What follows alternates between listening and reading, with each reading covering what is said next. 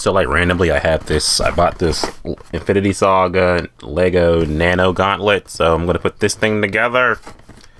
This has nothing to do with the video at all. I just had no other intro to put, so yeah, let's talk about some movies. What's going on, my YouTubers, subscribers, Marvel fans alike?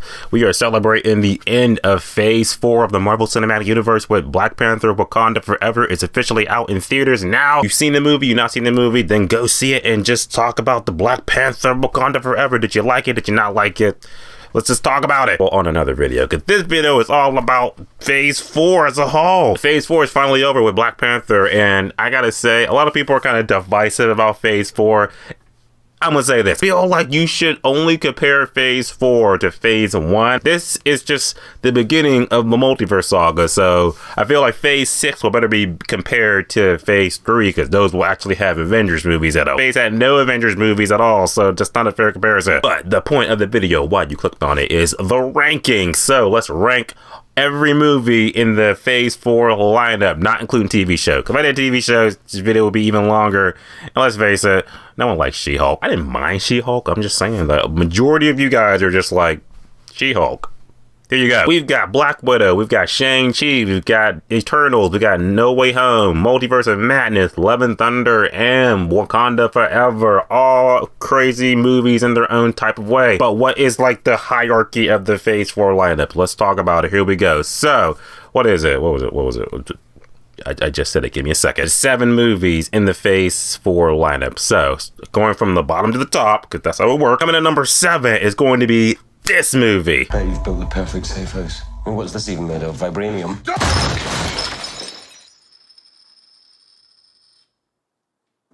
Fall collection. IKEA. Yeah, Eternals at the bottom. No doubt. This movie, I can't even defend it, because is it like a good movie? It has an audience, I'll say. And I feel like this movie was ambitious because it was taking an ensemble of characters that no one ever fucking heard. You didn't know about Eternals before you saw this movie. No, you did. Just pretty much introduced into the world, and it was just like a lot to take in. Not only was it a long as shit movie, but it was a whole bunch of characters. I compared it when I saw it. I was like, imagine we had the Avengers movie off rip, and it had Tony Stark, Steve Rogers, Natasha Romanoff, Thor. It's like you had to know all of them in this one movie, and it's just like, what the fuck's happening? I feel like the only good reason this movie exists is because it sets up, you know, Celestials, how they operate in the MCU, and the greater cosmos of the MCU, more or less. That's just my take. For Eternals, number 7. So, coming in at number 6, my personal opinion is this. The eyes of the people that you love.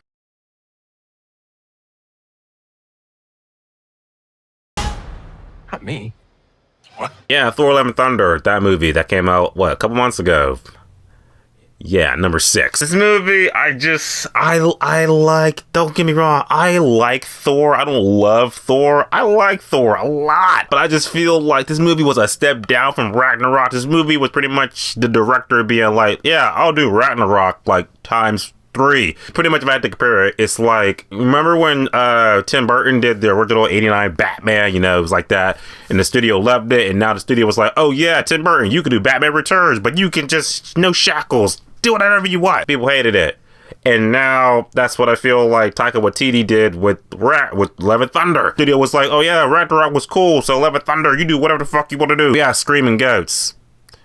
Annoying as fuck. I didn't mind the storyline in it. I didn't mind it. It's just the comedy was just a little too much. It was like too much comedy. You gotta write that balance. The whole fact of Jane Foster's cancer being like undermined by the comedy is not good. Plus, the God Butcher could have been done. He was a good villain, but it's like it could have been done so much more. Not to mention Zeus was let down, so I could really go on about this movie. But yeah, Love and Thunder is number 6. So getting to number 5, it's gotta be this movie. You're thinking about moving, but you're gonna wait until the interest rates go down.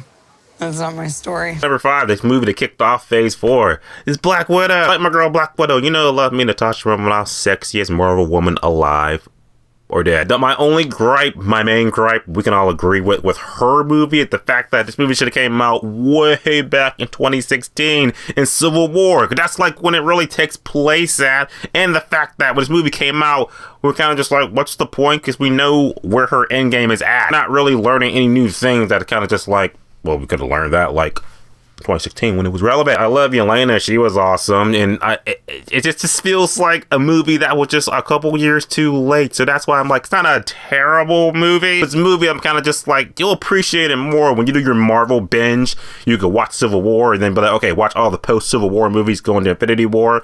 And this movie fits right into there. As for right now, Black Widow, number 5. Of top 4 Phase 4 movies that just like crushed it in the MCU. Now I'm gonna go a little. This might be my bias, but you know what? I'm gonna. Okay, fuck the bias. Here's number 4. What do you know about the multiverse? Viz had his theories. He believed it was dangerous. And number 4, Doctor Strange, Multiverse of Madness. I was gonna put him at number 3, but I'm just like, that's my bias speaking, because I just love Doctor Strange. That is my dude. Magic is my life. I am in like good conscience, just like, is this movie better than the number 3 movie? It's not, but I still love this movie because, like I said, the Doctor Strange Multiverse of Madness, even though it wasn't like the all multiversal crazy bullshit, multiverse hopping and shit, it's gonna be nuts. Wasn't that at all, but I like how this movie was a payoff to WandaVision and somewhat to Loki. I thought they did a really good job. They really nailed the first like Marvel horror movie that we've ever seen in the MCU, and that's top marks for that. Plus you got a really compelling villain. Yeah, villain Wanda. She's killing folks with her magic. She's villain. I loved her in the movie. A lot of good magical moments in the movie like that. Especially one of the good standouts is the fact that magical duel and shit at the end with the 2 strangers, that was dope, and you know it. But Sam Raimi did a great job. So yeah, number 4 for me. Top 4 of the Phase 4 is definitely Multiverse of Madness. Now, what's better than this movie that I'm gonna say it. Here's number 3.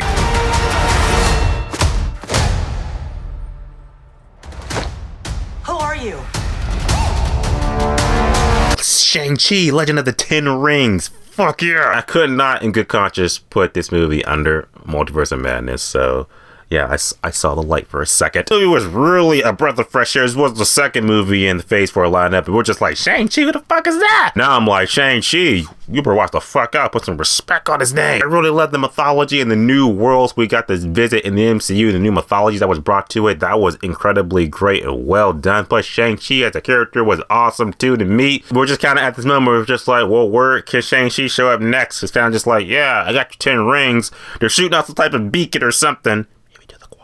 So just like, yeah, when we need you, we'll call you for some Secret Wars. So hopefully we see Shang-Chi again, because he was dope and I liked him. Plus the villain in his movies, his father, those MCU fathers, right? He was really good too, really relatable villain. You saw where he was coming from. And overall, Shang-Chi is a movie we can all agree that's like, yeah, put that on. I'll watch that again. Shang-Chi, fuck yeah. Okay, now top 2. There's only 2 left. So what's the number 2 movie?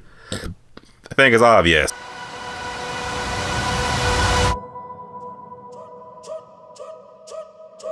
Wakanda Forever. Movie that just came out today. It's the second best movie in Phase 4. Yeah, don't get me wrong. I love the culture and I love the tribute to T'Challa and everything like that. That was great. Well done. This movie, it does have issues. Like I said, it's a little longer than it needs to be. There's some things that could have been cut off, stuff like that. But overall, I like the impossible tasks that Ryan Coogler had to do to make this movie come to life. The ambition things that happen, you know, Shuri, she had to step up and be the Black Panther and everything like that. A lot of good action scenes, a lot of good dialogue, good story element, good heart, good lessons, stuff like that. And a real interesting surprise too. Spoilers, just watch the spoiler review and then you can know what happened in the movie. Wakanda Forever, had a good time with it. Like I said, I'm gonna see it again tomorrow because that's just what I do. I just see Marvel movies like fucking 3-4 times and shit till my eyes bleed. Because I'm a fan. Plus, you know, money and views. But I'm a fan. So that means there's only one movie left that has to be the number 1 movie in the Phase 4 lineup. And of course, it's this. This is all my fault. I can't save everyone. Spider-Man, he does whatever a spider can. Spider-Man No Way Home is still like, yeah, best movie in Phase 4, without a doubt. The movie was so hyped up and so anticipated, like this was like Star Wars level of anticipation. I don't think there's no other movie, maybe Multiverse of Madness, maybe because it came right after it, but no other movie was as hyped as Spider-Man No Way Home. We didn't get no trailers till like fucking like what, 2 months before the movie came out. Leaks galore, and the fact that this movie brought in 2 other spider people was amazing. You lost your shit when you saw Andrew Garfield and Tobey Maguire when they're all doing their spider shenanigans. We love that shit. Yeah, but the heartfelt goodbye that Tom Holland had to do. Plus, he lost Aunt May. Cry for that shit. Yes. Overall, just like No Way Home was just an incredibly great movie. My only gripe is I wish it was on Disney Plus so we can just watch it whenever. Then again, it's on Stars, so you can just watch it whenever on there. Those are my opinions on what I feel is the top ranking movies in the MCU in Phase 4. Anyway, with that, just leading up the helm, Spider-Man No Way Home, and bring up the bottom is Eternals. What is your ranking of the Phase 4 movies? What do you think? If you think this list is shit, then type below your list. Let's talk about it. And I'll see you guys in the next video, and have fun and enjoy Wakanda Forever. And as always, guys, subscribe. Until next time.